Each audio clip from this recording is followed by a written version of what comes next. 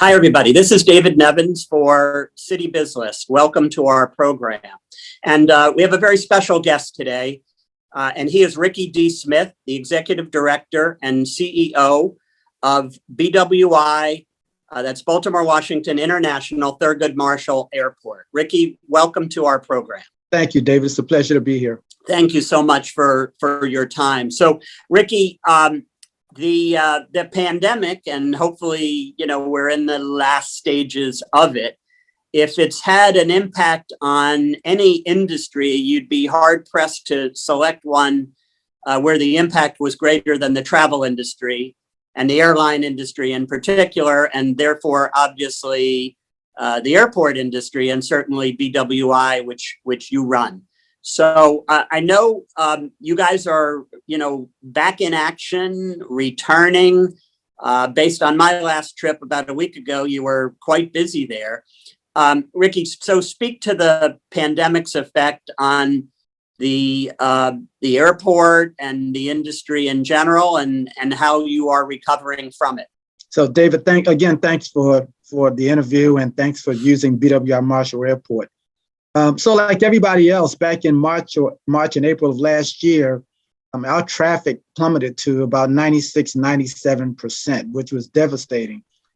I guess if people tend to compare this pandemic to 9/11, I would say this was worse than 9/11, because back then, no one could really forecast when this was going to come to an end. 9/11, we kind of had a feel for when it would come to an end. And so as holidays began to kick in, we began to see people come back to travel for leisure purposes. And that's been the case since then. I mean, our traffic now is down around 30% compared to 96% back in March or April of last year. And that recovery is led primarily by leisure travelers. And, airport BWI Marshall, which is the busiest airport in the Washington, Baltimore region, enjoys a great deal of support from leisure travelers because we are also a low-cost carrier. As bad as airports did across the country, and as difficult as it was for BWI, we still fared better throughout this pandemic than most other airports in the country. And so we felt very good about that. And that had everything to do with, one, the demographics of our travel portfolio. Again, largely leisure traveler, low-fare airlines. And the Washington-Baltimore region tends to have a strong economy relative to the rest of the country. And so where our food and retail units, for example, were decreased to about 20% of them open, we now have 82% of our food and retail units open, and we expect to be closer to 100% during the summer. And so we're in full recovery mode. We feel good about how things are going. Southwest Airlines continues its kind of robust return. Spirit is beginning its return. And so we feel pretty good about how things are going right now. We think we're in a pretty strong recovery period. That's great. So, Ricky, I know you had a real busy Memorial Day weekend just about a week ago. And I think that your highest traffic count, you can correct me if I'm wrong, since the start of the pandemic. And I also know you feel strongly that, all of your airport workers and your team still has to keep people safe in their travels. Talk to us a little bit about what you're doing in that regard and what you've done. And David, you're right. I mean, during the Memorial holiday period, we had not just the strongest travel period since the pandemic. We had one of the busiest days since the pandemic period. So we feel pretty good about that. One of the things I take pride in is the courage that our airport community displayed during this pandemic. And this is not just employees of the Maryland Aviation Administration, but the entire BWI Marshall family. Don't get a lot of credit for being frontline employees, but many of them had to come in to serve as passengers and their co-workers who continue to use the terminal. BWI Marshall never closed, like every other airport in the country, never closed. And so there were still people who had to fly for critical reasons. And, our airport employees came in and they exposed themselves to the risk of the pandemic. And they did it professionally with dedication. They did it with honor.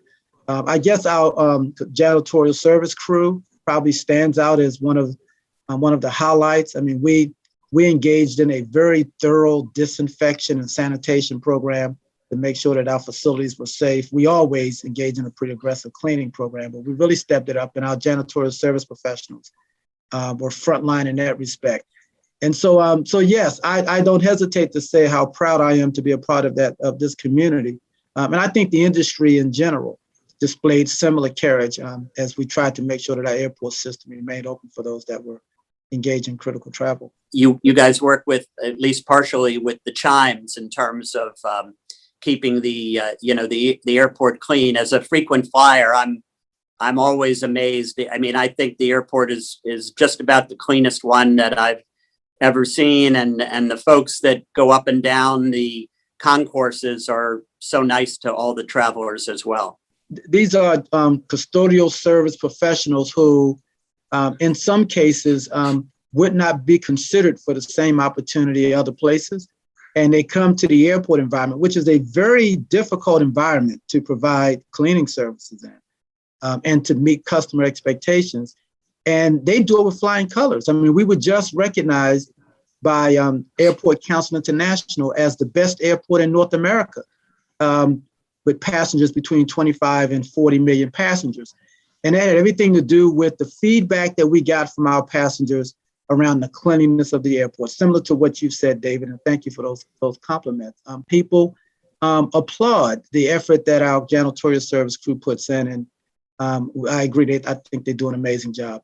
So, Ricky, I know you've recently had an expansion. I guess I'll say another one. And, I always like my fellow flyers when the mostly Southwest, when the Southwest plane, lands and the pilot or flight attendant says, we're pulling up to, gate so-and-so. Every single, it seems like you're expanding all the time. And so I didn't know that has as high a number as my most recent gate. So tell us a little bit about how that happened. But I will say, when I got off the plane at you can tell me whatever the furthest one was, which is where I got off, I was really pleased to see one of my favorite Baltimore restaurants, Miss Shirley's there. Right. So tell us a little bit about your expansion, if you would. Well, 6 years ago, we opened the DE Connector, which was a major expansion for the airport because it allowed more access to our international concourse, and we added several gates in food and retail operations on the D concourse. And then we quietly opened 6 gates on our international concourse, Concourse E, about 3 years ago. And then a month ago, we opened 5 new gates on the extended Concourse E. And we're very proud of this. As you mentioned, it did introduce an expansion of our food and retail program. Miss Shirley's is always one of the favorites in our metropolitan area, and we're happy to have them as a part of our family. Another proud family member and dear to Baltimore's heart is O'Bricky's, the O'Bricky's family. The Cernak family, they opened an expanded R&R bar, which is a huge bar in the center of the concourse, and is already heavily populated. So that's very popular as well. Probably what we're most proud of is the introduction of our new restrooms. These are state-of-the-art restrooms that offer all kinds of features to enhance your experience. It has a red light, green light system to help you better determine which stalls are available, for example. These are now the best restrooms in the business. And of course, we offered more capacity for Southwest Airlines to offer more flights to the places people want to go. And so, yes, we are expanding. That project actually gives us the transitional space that we need to launch what will be one of the largest expansion projects in the airport history, and that is the renovation of the Southwest Airlines AB terminal, where we will start construction in July of this year. So a lot of expansion going on, and that has everything to do, again, with people seeing BWI Marshall as the airport of choice, and we have to continue to meet the capacity requirements. I know that more and more often I'm sitting next to someone from the Washington, D.C. metro area as opposed to the Baltimore area. So that, again, kudos and credit to your team for making it clear that BWI is really an airport for the entire region, not just for Baltimoreans. The W in BWI is a capital W. That's right. Right. So, Ricky, I know that I'm interested in what's called your Community Partners Program and helping out local nonprofits. Yes. But I'm not really aware of the details. So share a little bit about that, if you would. We spend a lot of time, the media spends a lot of time talking about the airport's relationship with its passengers, which is an important relationship. What doesn't get enough attention is the impact the airport has on the surrounding communities. We have a very large public. Some of those are not people who actually fly, but they still benefit from users of the airport. And so to try to extend our benefit and impact on the community beyond just providing air service, we thought we would launch this program. We call it our Community Benefits Program, where we partner with a host of not-for-profit organizations, and we give them exposure in the terminal that they otherwise couldn't get because it's expensive advertising in the terminal. We don't expect them to pay for advertising. And so we have locations strategically throughout the airport in high traffic areas where people get to see the advertisements and they get to promote the services that they provide. I mean, and these services range from, kids who have disabilities to seniors who have Alzheimer's. We know passengers love their pets. We have nonprofits who provide a myriad of services to pets. And so it runs the gamut. We now have about 15 of those partners on display in the airport now. And so every 6 months, we do a refresh. The community gets to submit their request to us, and we have a committee that kind of looks at all the requests, and they make a determination on what would be the 15 that are on display. So it's a program that we're very proud of. It's unique in the airport business, but we think it's an important part of our role in the community is to make sure that we're also working to promote those that are doing far more important services in the community than I do.